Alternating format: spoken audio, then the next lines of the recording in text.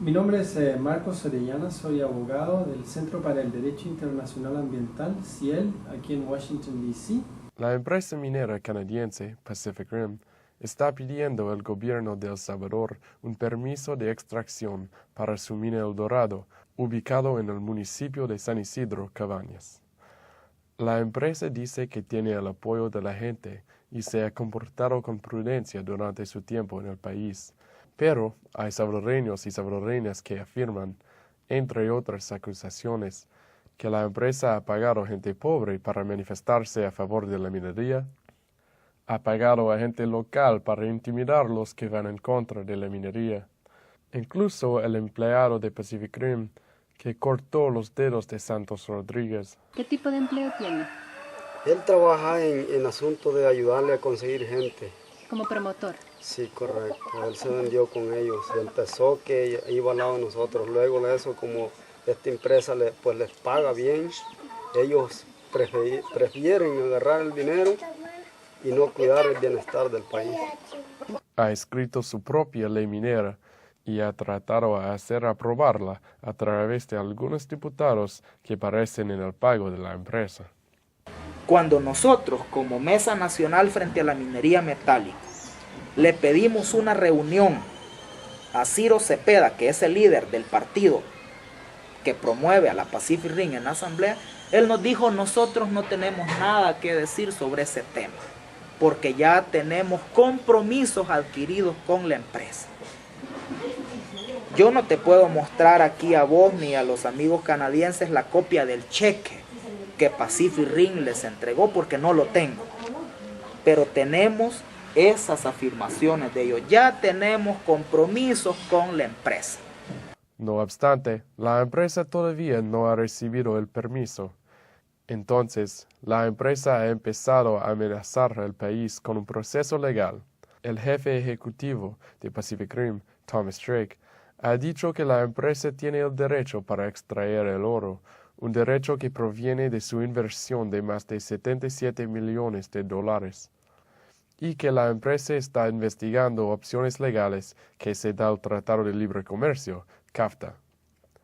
En Washington, D.C., yo hablé con Marcos Orellana, abogado que se especializa en el derecho ambiental y tratados internacionales, para averiguar si la empresa canadiense Pacific Rim tiene derechos legales según CAFTA, cuando su país de origen, Canadá, no es un miembro del tratado en cuestión. El Acuerdo de Libre Comercio de América Central es un acuerdo de libre comercio que lo que intenta es abrir mercados para así estimular la actividad económica, el comercio internacional, a la vez que contiene un capítulo específicamente diseñado para proteger a la inversión extranjera, en el entendido que esa protección va a facilitar la inversión extranjera y eso va a contribuir al desarrollo económico de los países. Eso es básicamente la arquitectura o el diseño del CAFTA. ¿Y cuáles son los argumentos que van en contra a este argumento de CAFTA, a la justificación de CAFTA? Bueno, hay varios argumentos que se oponen a esta justificación del CAFTA. Por ejemplo, está el hecho de que el incremento en la actividad económica en diferentes países, si esto no va aparejado, acompañado de una fortaleza institucional y un marco normativo, leyes y regulaciones que impidan la generación de contaminación ambiental o la explotación indiscriminada de recursos naturales, entonces los costos asociados a este desarrollo económico son mayores que los beneficios asociados a la actividad económica. Eso sería una suerte de argumento. Y luego, en términos de la inversión extranjera, esto también se aplica, pero al mismo tiempo existen consideraciones de índole de gobernanza, en el sentido de que los inversores pueden acudir directamente a tribunales internacionales sin tener que ir primero a las cortes nacionales, y en procesos que son opacos, sin transparencia, y esto debilita el Estado de Derecho y la buena gobernanza. Bueno, en general el CAFTA protege solo a los inversores de los países contratantes cuando hacen una inversión en los otros países. En este caso, se trataría de un inversor de los Estados Unidos haciendo una inversión en El Salvador para estar comprendido en las protecciones del CAFTA. Y sin embargo, si la empresa es canadiense, entonces, en cuanto tal, no puede presentar ningún reclamo en el marco del CAFTA. Ahora, dicho esto, si es que hay inversores de los Estados Unidos que han invertido en la empresa canadiense, entonces ellos pueden estar legitimados para presentar un reclamo en base al CAFTA por medidas adoptadas por El Salvador en relación con sus inversiones en esta empresa. Eso pudiera ser un escenario que pudiera darse. Bueno, hay que tener en claro que lo que hace el CAFTA es otorgar estándares de protección que le permiten entonces al inversor reclamar compensación por daños si es que el Estado ha vulnerado estos estándares de protección, si es que el Estado ha expropiado su inversión, o si es que lo ha tratado de manera injusta o inequitativa, o si ha sido discriminatorio, y si es que a razón de ese comportamiento hay daños que ha sufrido el inversor. Entonces esto es totalmente diferente a una situación en que el inversor quiere que le aprueben un proyecto, quiere obtener un permiso, o quiere que le aprueben un estudio de impacto ambiental, o quiere cambiar una ley.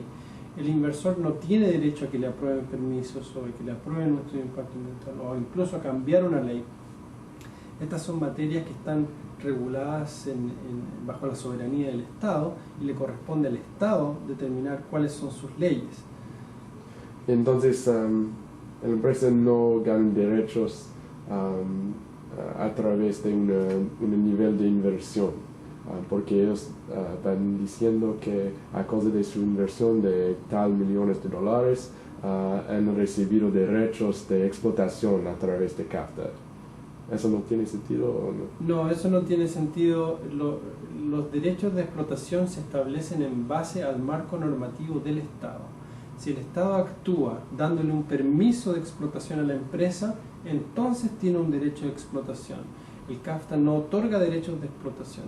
Esto es, como acabo de decir, es una materia que se trata dentro del Estado. Entonces, si es que la normativa del Estado exige un estudio de impacto ambiental, exige cumplir con normas ambientales, y si el proyecto no las cumple, entonces no tiene ningún derecho a explotar un yacimiento minero. Si el gobierno quiere negar o retirarse de CAFTA, ¿sería posible? Bueno, en el derecho internacional los estados sí pueden retirarse de los acuerdos internacionales. Hay procedimientos para hacer esto. Son procesos que están regulados porque tiene que haber cierta estabilidad en las relaciones internacionales, pero en última instancia está en la soberanía del Estado ser o no parte de un acuerdo internacional. En los acuerdos internacionales relativos a la protección de inversiones, si un país se retira, usualmente hay disposiciones en el acuerdo que le permiten a los inversores gozar de ciertas protecciones durante un determinado número de años, a pesar de que el país se haya retirado del acuerdo. Bolivia, por ejemplo, ha empezado a renegociar acuerdos bilaterales de inversión y ha denunciado, que es el término que se usa para retirarse de algunos de estos acuerdos. Ecuador está en este proceso también. Muchas veces el interés que tiene el inversor extranjero es en hacer una ganancia que pueda luego llevar de vuelta a sus propios países y distribuir a sus accionistas o disponer de la manera en que la empresa lo decida. Entonces los beneficios, especialmente a las comunidades locales que son afectadas por este tipo de proyectos de inversión, especialmente en las industrias extractivas, son muchas veces mínimos. No hay distribución equitativa de beneficios a las comunidades afectadas, y lo que hay son costos ambientales y muchas veces también violación de derechos. La gente que vive alrededor de las minas muchas veces sufre contaminación, con la contaminación de sus cuerpos o la contaminación de sus campos. Entonces esto es un problema que se verifica en muchos países. Organizarse para obtener los beneficios que están asociados a la extracción de recursos naturales y organizarse para la defensa de los derechos, porque hay avenidas legales que están disponibles para la defensa de los derechos, y solo una comunidad organizada puede ser exitosa en obtener protección a esos derechos.